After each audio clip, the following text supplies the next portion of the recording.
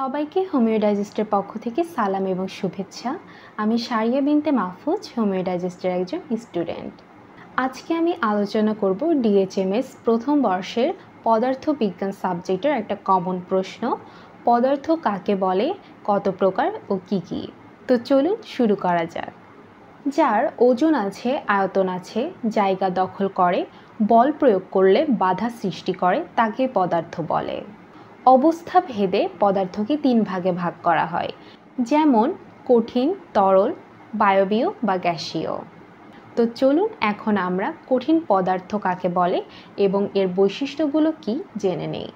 যে পদার্থের নির্দিষ্ট আকার এবং আয়তন আছে, স্বাভাবিক অবস্থায় যার আকার এবং আয়তনের কোনো পরিবর্তন হয় না এবং বল প্রয়োগ করলে বাধা সৃষ্টি করে, তাকেই কঠিন পদার্থ বলে, যেমন লোহা, ইট, পাথর ইত্যাদি।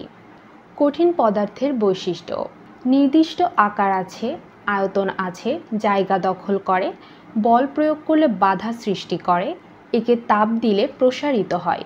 এছাড়াও কোনো কোনো কঠিন পদার্থ আছে যাকে তাপ দিলে তরলে পরিণত না হয়ে সরাসরি বাষ্পে পরিণত হয়ে যায়, যেমন ন্যাপথলিন।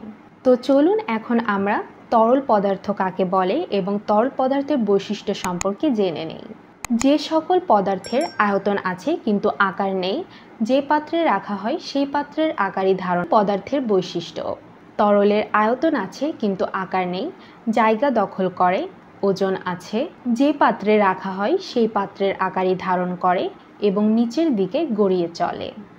এখন চলুন বায়বীয় বা গ্যাসীয় পদার্থ সম্পর্কে জেনে নেই। যে সকল পদার্থের আয়তন ও আকার কোনোটিই নেই, তাকে গ্যাসীয় পদার্থ বলে। বায়বীয় এবং গ্যাসীয় পদার্থের বৈশিষ্ট্য হলো এর আকার ও আয়তন কোনোটিই নেই, ওজন আছে, স্থান দখল করে, একে ঠান্ডা করলে তরলে পরিণত হয় ইত্যাদি। এতক্ষণ আমরা অবস্থা ভেদে পদার্থকে জানলাম তিন ভাগে ভাগ করা হয়েছে: কঠিন, তরল, বায়বীয় বা গ্যাসীয়। এখন আমরা জানব উপাদান ভেদে পদার্থকে কয় ভাগে ভাগ করা হয়েছে। উপাদান ভেদে পদার্থকে দুই ভাগে ভাগ করা হয়েছে: মৌলিক পদার্থ ও যৌগিক পদার্থ। মৌলিক পদার্থ: যে সকল বিশুদ্ধ পদার্থ তার মৌলিক গুণাবলী অক্ষুণ্ণ রেখে রাসায়নিক বিক্রিয়ায় অংশগ্রহণ করতে পারে, তাকে মৌলিক পদার্থ বলে, যেমন সোনা, রূপা, অক্সিজেন ইত্যাদি। যৌগিক পদার্থ: যে সকল রাসায়নিক বিক্রিয়ায় ভাঙলে দুই বা ততোধিক মৌলিক পদার্থ পাওয়া যায়, তাকে যৌগিক পদার্থ বলে, যেমন লবণ, পানি, বায়ু ইত্যাদি। আশা করি আপনারা সকলেই এই ভিডিও থেকে বুঝতে পেরেছেন অবস্থা ভেদে পদার্থকে তিন ভাগে ভাগ করা হয়েছে এবং উপাদান ভেদে পদার্থকে দুই ভাগে ভাগ করা হয়েছে।